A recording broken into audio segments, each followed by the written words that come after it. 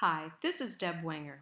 Today we're going to take a look at audio and specifically the radio and music industries. Many of you likely recognize the young woman in this photo right here. This is Taylor Swift, who made news not too long ago when she decided to pull her entire song catalog from Spotify.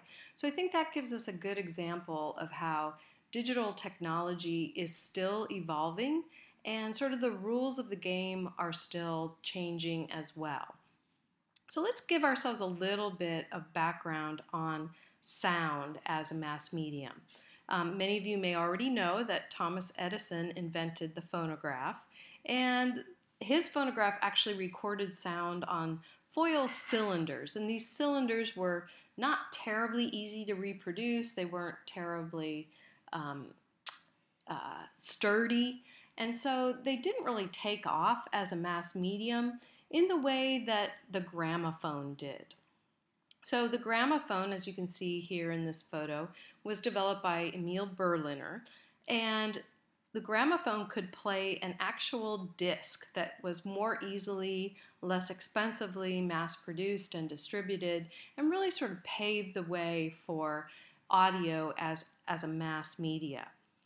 Fast forward even another 60 or so years, and all of the technologies that have been used to produce audio recordings were sort of leveraged to create what was called hi-fi or high fidelity. And this technological development really made music listening much more enjoyable, although it was very popular, of course, in the intervening years. This is where you see the development of, audiophiles, people who were absolutely obsessed with the best recording of sound possible. So there we're really talking about recorded music, and not to be confused with music that you're listening to on the radio, which of course could be live or could be recorded, played live, right? So in 1915, an engineer at a company called American Marconi wrote a memo to his boss sort of envisioning what radio looks like even today. So in his memo, he suggested that radio could be used as a mass communication tool for, the dissemination of news, for the playing of music, for sports coverage. I mean, he was really forward thinking. He's one of these people that I envy, who can take what is a technological development of the time and really peer into the future to see what might come next or what's possible with that technology. He actually sort of surprised everyone with the idea that there would likely be more people with receivers of radio than transmitters of radio. Up until that time, a lot of the industry was focused on developing the equipment that you would need to broadcast versus the equipment that you would need to receive. And so in his vision, the idea was that there would be a lot more people listening than actually producing radio content. Kind of hard to imagine that was a big surprise at the time, but it really revolutionized the thinking of what radio could be. Now, this was a great idea, but it didn't really become a reality until there was infrastructure available to help create this type of radio that Sarnoff envisioned. Now, prior to World War I, the military was really in control of radio transmissions. They were using it, obviously, for national defense. But following the end of the war, Radio Corporation of America was created to bring together all the patents and the money and the expertise that was needed in order to develop radio as a mass medium. So Radio Corporation of America, or RCA, was made up of General Electric, AT&T, Westinghouse, and United Fruit Company. Now, as your textbook points out, the only reason United Fruit Company was in this mix is they actually had a piece of technology that they had perfected that the rest of the companies really needed in order to get the radio network envisioned actually to work. So they got a little piece of history because of some of the expertise that company had and the rest of the companies needed. By 1920, the very first commercial radio station was launched. KDKA in Pittsburgh is often cited as the first commercially licensed radio station. So once radio took off in the late 1920s through the mid-1940s to late 1940s, was considered the golden age of radio. Music was at its heart, and music is at the heart of much of successful radio today. But some of the things that were a little bit different is radio was also a primary source of other forms of entertainment. Dramas like The Lone Ranger or The Shadow Knows. You may have heard that expression before. Those programs, families would gather around the radio set in the living room and listen together. These kind of programs captured America's imagination. Also, the advent of the soap opera began on radio. Guiding Light, I can remember my mother watching Guiding Light when I was growing up, was on radio starting in 1937, made the move to television, and amazingly was on the air until 2009. So the impact of television on radio can't be underestimated, and we're going to talk a lot about that in the next chapter, chapter 8. But one thing that hasn't changed is the importance of music to radio broadcasting. You see here a list of the top 10 formats for 2014, and music is clearly one of the dominant factors in radio broadcasting. However, a little change here from what your textbook talks about. The data there were a little bit older. And news talk actually is number one. That's the number one format for radio in the U.S., at least as of 2014. However, music takes on spot number 2, 3, 4, 5, 6, 7, 8, and it's not until you get to number 9 that you actually hit the sports genre. So music continues to be the lifeblood of radio broadcasting. So a number of significant changes in recent years. One of the big changes is the rise of Spanish language broadcasting. So a little hard to pin down a number here, but I would say around 1,200 Hispanic radio stations exist in the U.S. All different types of formats. There are certainly sports-oriented. ESPN is referenced in your textbook as having a sports radio station in Miami, I believe. There are a couple of Hispanic Christian broadcasters here in Mississippi. I'd be curious to know if anyone knows of additional Spanish language stations in Mississippi. I tried to track that down, but couldn't seem to find much. And one of the things you may have noticed at the bottom of the list of top radio formats for 2014 was something called Regional Mexican. So that's a radio format for music. Includes genres such as banda, ranchera, mariachi, and several others. And it's the most popular radio format targeting Hispanic Americans in the U.S. So public radio is another force in broadcast radio. So NPR was founded in 1967, and the goal was really to use radio as a medium for educating Americans. That was the whole point and purpose behind the government's development of NPR. All Things Considered is one of its most popular programs that's been on the air since 1971. An afternoon radio program that many commuters in particular will listen to. I know I generally have a pretty short ride home, but I have NPR on and catch the top of a news hour and get caught up with what's happened throughout the day. They have a morning show, Morning Edition, that actually has a bigger audience than any of the morning TV programs. So again, it's that commuter audience driving to work in the morning that's using NPR as a source of news and information. And NPR, of course, is not about to get left out of the whole digital evolution. And so they are one of, I would say, one of the more forward-thinking radio broadcasters in terms of having a web strategy.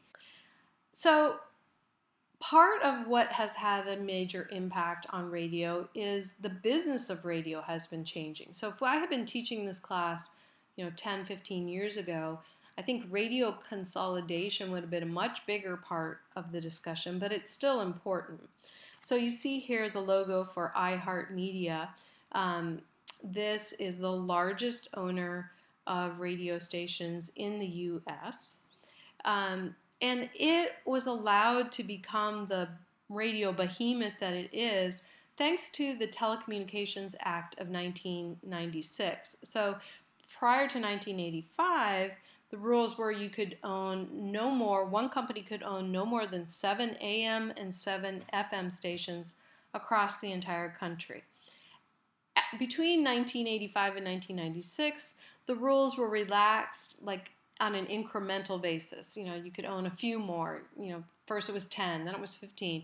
But by 1996, Congress said, okay, this is silly.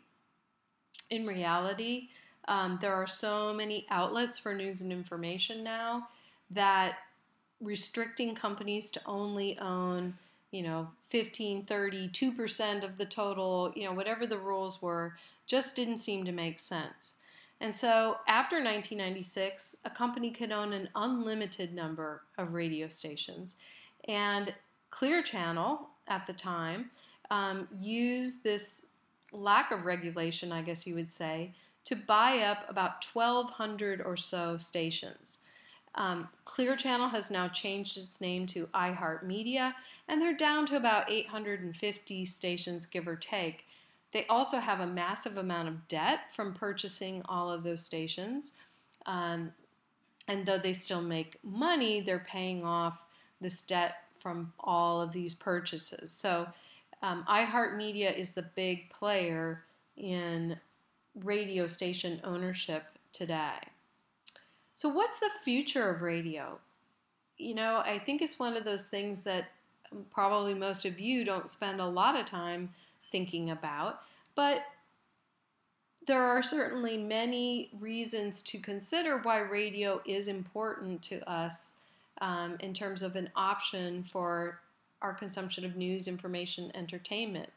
And in fact, radio is a big part of the content that Americans consume. So more than 90% of Americans listen to AM/FM radio, but that's down from 96% in 2001. So traditional radio is losing audience, and so the industry is trying all kinds of things to try to keep audience with them. So HD radio was one of the first efforts to try to get broadcast radio to be rejuvenated, the higher quality, the more information that could be transmitted along with the audio. But people just didn't gravitate toward it. There have not been a lot of receivers sold, and it just isn't something that many people have felt is a must-have in their lives. Satellite radio, I don't know about you, but I bought a new car a year or so ago, and a free subscription to SiriusXM came with my vehicle, but I let it lapse. Satellite radio is very popular, especially for people who travel a lot. My husband has it because it's a great way to get more sports programming in his car. And so, satellite radio does have a place, but it too has failed to really, it's not the killer app as it relates to keeping broadcast listenership strong. What has happened is the audience for audio itself, just audio in general, has been growing overall. So anybody who's thinking, oh my gosh, I love playing with audio files and recording audio and making my own music or creating my own podcast, am I going down a path that's going to lead me to extinction? Not at all. But nearly all the growth in audio listening is happening online. So streaming broadcast signals are actually capturing more listeners than ever before. And in fact, in 2014, there was something of a prediction that podcasts will rule the day. People listening to a podcast called Serial, which some of you may be familiar with. That the millions of listeners for that podcast led to some speculation that, have podcasts finally hit their stride? My own feeling is I'm a little skeptical that podcasts are going to rule the day. But I definitely think that they will be a part of the overall audio environment. Podcasts, of course, which allow you to download audio programming and listen to it on your own personal listening device. So, as we think about music and the music experience and how technology has changed the music experience, I won't spend a lot of time. Your textbook talks quite a bit about how music has evolved and the different genres, but our focus is really more on how the mass communication of music has been affected by technology and where it sits in the digital space.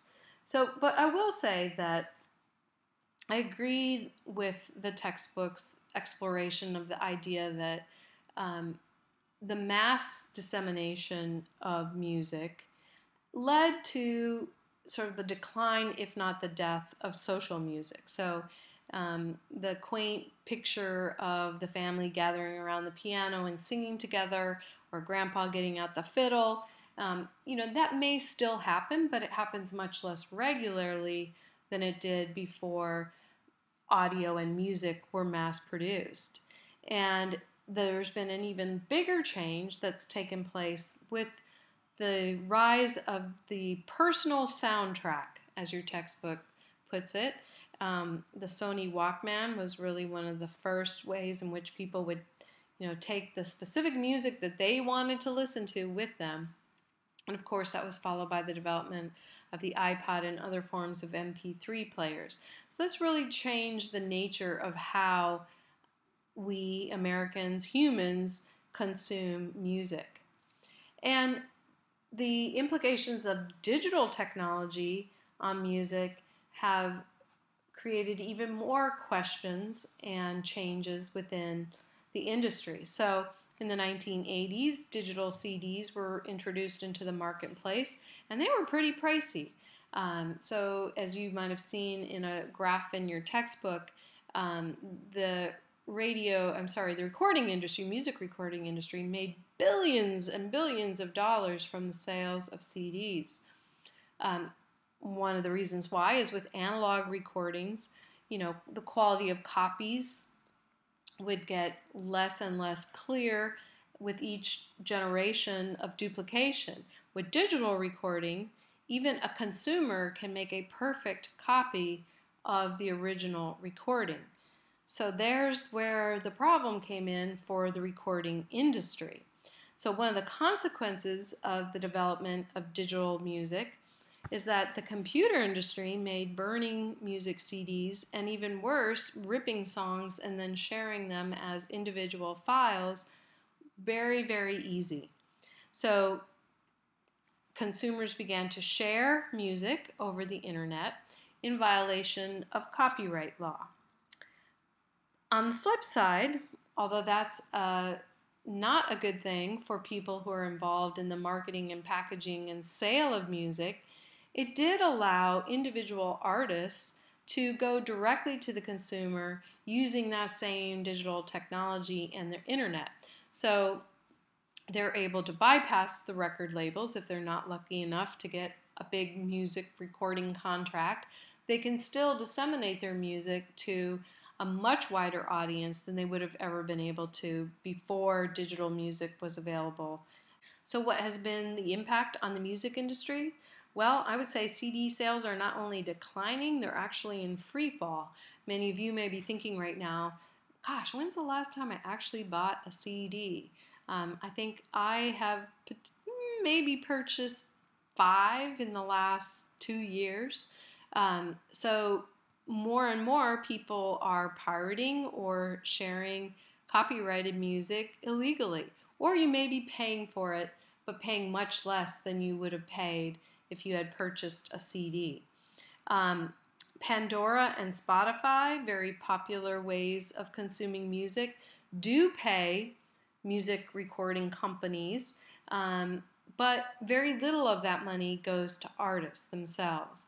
And that's part of why, referring back to the beginning of this lecture, Taylor Swift did pull her catalog from Spotify.